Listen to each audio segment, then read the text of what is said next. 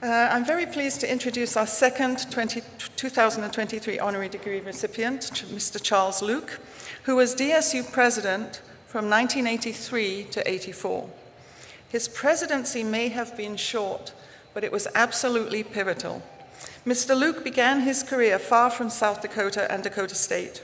A California native, he earned a business administration degree from Loyola University in Los Angeles.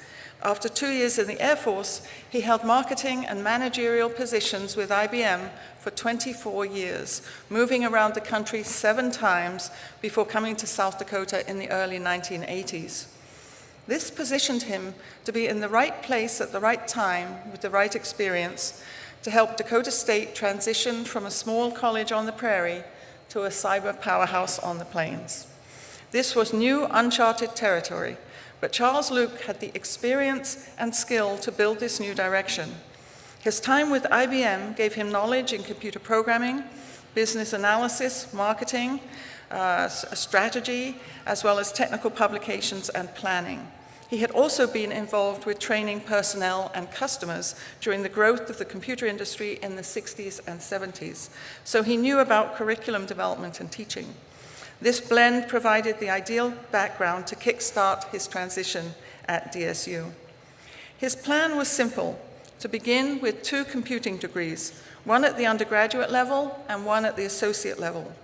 He knew, in quotes, that the wheel didn't need to be reinvented, so he used his industry connections at IBM to implement agreement to share their curriculum for a 4-year degree in information systems. 3 Dakota State faculty were also allowed to attend IBM training in Dallas. They were the first non-IBM individuals to go through the program. I can tell you IBM didn't want us to do it, and it was Dr. Luke who went around people up through the hierarchy in IBM till it happened, so thank you very much for that. Charles also worked on an agreement with a California junior college for the curriculum for a 2-year degree in computer programming. Both curricula were the best in the country, and these arrangements made for a fast, relatively inexpensive solution to start this change. These programs gave students the knowledge base they needed to work in the industry, but students also needed hands-on experience. So Mr. Luke used special legislative funding to replace primitive microcomputers with IBM PCs. He was also able to secure a gift for a large-scale stored program computer from Citibank. In addition, he was able to institute new scholarships and hold 2 summer youth camps on campus. Dakota State is where we are today because of his efforts. According to Bill Janklow, governor at the time of the 1984 mission change, Charles Luke made the commitment to save DSU and stop future discussions of clothing and created the dream of a computer-oriented future for Dakota State. For these reasons, we are pleased to bestow upon Charles Luke the Honorary Doctor of Public Service degree. Today, he joins the ranks of other distinguished individuals who've been awarded this degree for their exemplary service to DSU and to the state of South Dakota.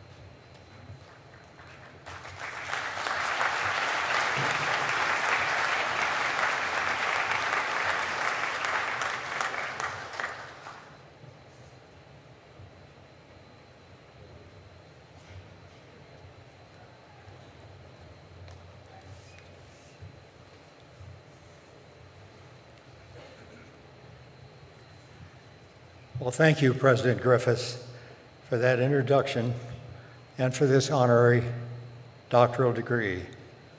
I do appreciate it very much and humbly expect.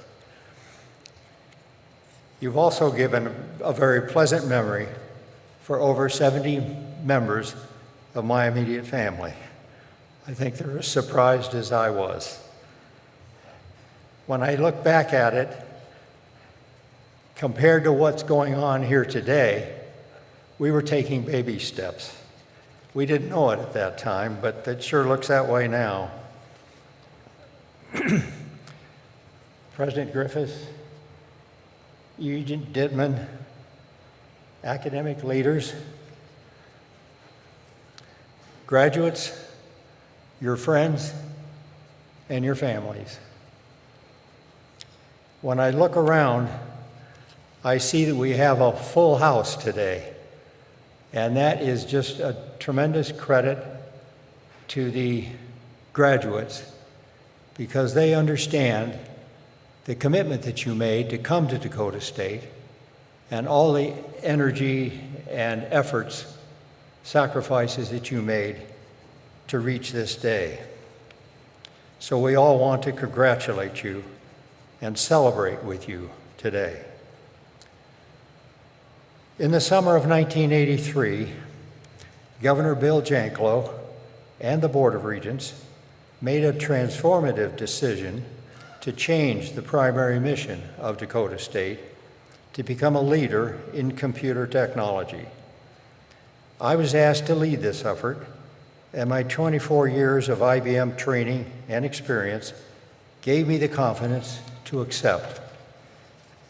I thought I knew the skills and the hands-on experience that the students needed when they graduated. On my first day, I told our academic vice president, Dr. Richard Conkle, that I had planned to develop and implement a 4-year degree in information systems. On my second day, like you, I began to learn about the character, the culture, and the energy here at Dakota State. I learned that the faculty had quickly evaluated and accepted this new mission. Over time, I realized that I was learning about what I call their organizational DNA. We don't understand that term or use it very often, but it is similar in some ways with the human DNA, which we know quite a bit about. It describes its policies and practices. For example, hiring policy, planning procedures, financial controls, decision-making, and many other things. A strong organizational DNA will lead to consistent and successful growth and progress towards achieving your mission. A weak DNA, or one where the policies and practices are not followed or are eroded by ethical misbehavior, will eventually lead to stagnation for the organization and in some cases its demise. Dakota State University has a strong organizational DNA. There are many examples of the world in each of these areas today. Within a few months of my arrival, the academic leaders proved that they had quickly analyzed and adopted this change. They were energetic and creative in their support. They built plans for bringing emerging technologies into our existing curriculum. They added computer technology in other disciplines, and they used the technology to assist in solving a statewide educational problem. I'd like to give you some specific examples of how they did this.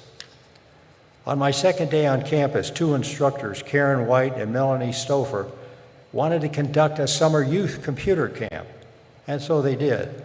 The first was very successful and over-enrolled, so a second was held and was also over-enrolled and successful. These 2 instructors must feel some pride today to know that the summer camps have been greatly expanded and are still being held. 2 weeks later, English professor Dr. Eric Johnson demonstrated a computer program he had just written to critique and evaluate student essays. This development encouraged other professors to incorporate computer technology in their curricula. At the end of this first month, we received approval for our 4-year degree in information systems. That activated Governor Janklow to begin immediately to raise money for 4-year scholarships for the degree. That in turn activated Dr. Bob Oss, the head of our teacher development school, to volunteer to conduct a competition for the scholarships. He had contacts in all the high schools throughout the state and thought that he could get information on the new degree and on the scholarships placed on their bulletin boards. So a few months later, 13 extremely impressive scholarship winners, all with top ACT scores, visited the campus. And I realized immediately that in 4 years, these bright graduates would build a strong reputation for a Dakota State education. During this period, Dorothy Spethman and Linda Wienekamp from the Teacher Development School came forward with a plan to use Dakota State faculty, computer teleprocessing, and television to begin teaching math and science courses remotely for the smaller high schools throughout the state. This also was very exciting as small-town farms were rapidly disappearing to consolidation and to corporate farming.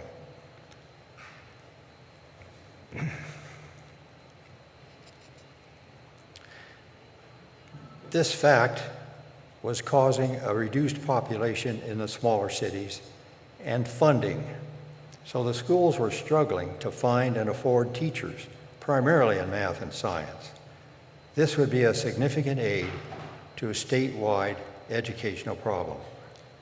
Now, my last example is that during a meeting to finalize the courses required to complete the 43 units of general ed, Dr. Ernest Teagarden, our business curriculum director, proposed a course in artificial intelligence.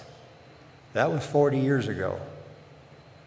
But he knew what was coming, and he wanted the students to be adequately prepared so that they could assist their employer in evaluating AI and to help them get started in using it. Well, these examples and others proved the existence of Dakota State's strong organizational DNA, and of course it continues today. It was over 20 years ago that the academic leaders recognized the importance of cybersecurity and began teaching and research in this critical application. And of course, it's now a very serious national security problem. So look where this initiative has taken us. Today, DSU is well known and respected for cyber research and education, both on the national and international level. Your president recently signed a contract with the United States Army to assist in their educational programs, the awarding of degrees, and to cooperate on advanced research. She is on national committees. She's engaged internationally. She's been speaking to Congress.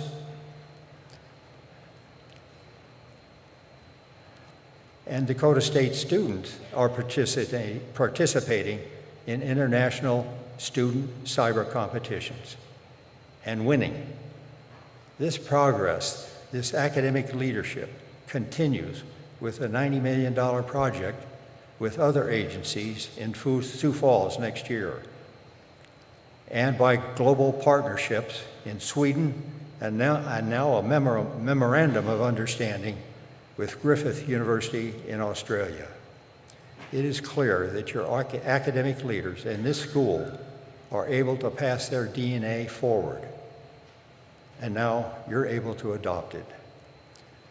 As you go forward to your selected degree, you recognize that your degree is a great achievement and it's a base for you to build on.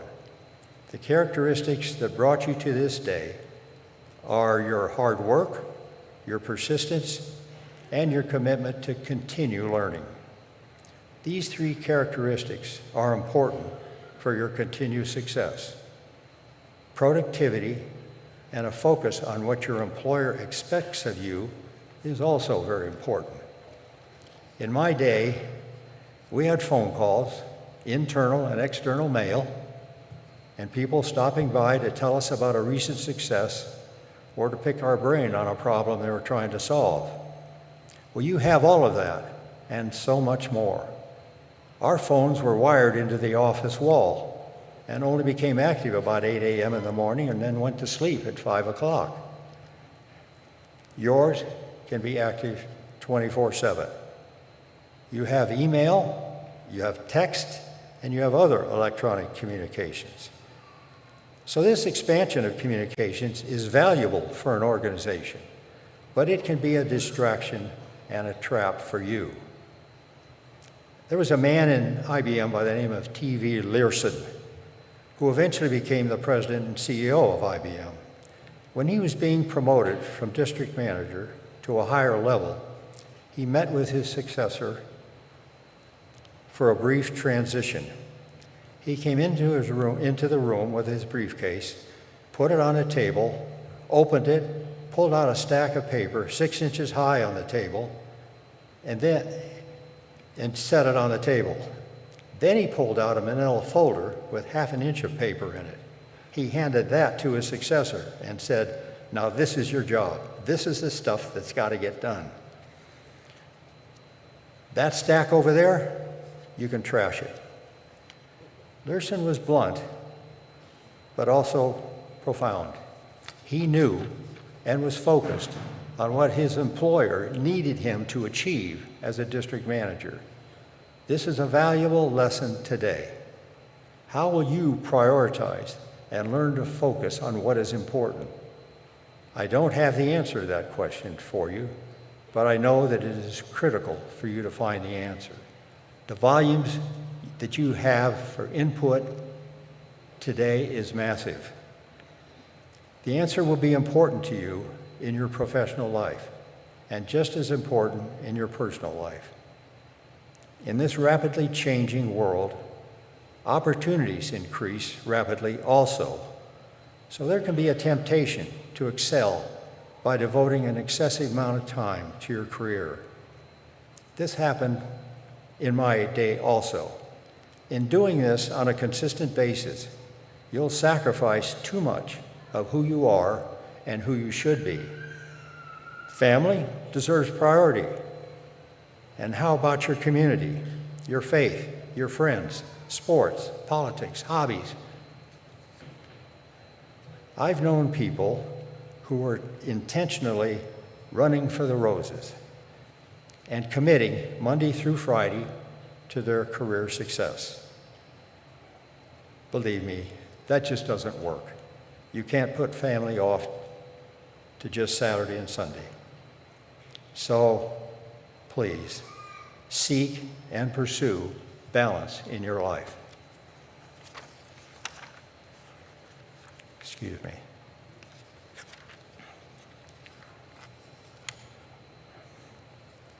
Well, I appreciate the courtesy of your attention these past 10 minutes or so, but let me close on a personal note. I'm 92 years old. I've lived through 15 presidential administrations, World War II, Korea, and Vietnam. I experienced the Depression, the atomic age, and the space race. From all of that, you might surmise I know a little bit about history. I worked for IBM for more than 2 decades, so I know a little bit about computers. I was president of this outstanding institution, so I know a little bit about education. And from my careers at both IBM and Citibank, you might assume I know something about business. But what I know most about is love. I've been married to the same incredible woman for 62 of my 92 years. We have 7 children, 31 grandchildren, and 22 great-grandchildren, and still counting.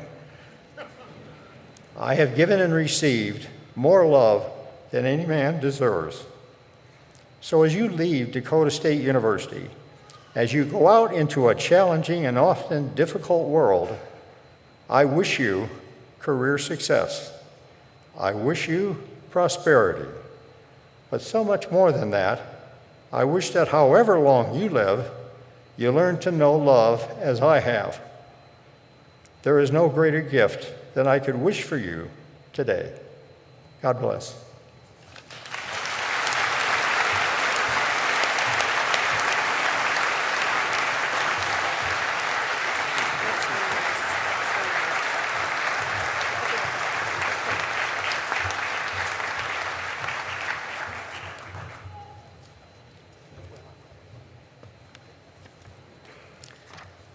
As I said, we stand on the shoulders of giants, and you've heard from two of them today. So congratulations to Drs. Krebs and Luke today. Thank you, both of you. Thank you for sharing your inspiring experience with our graduates and their families. And as a small token of our appreciation as our speaker, we present you with this gift, Dr. Luke. Notice it's in DSU colors,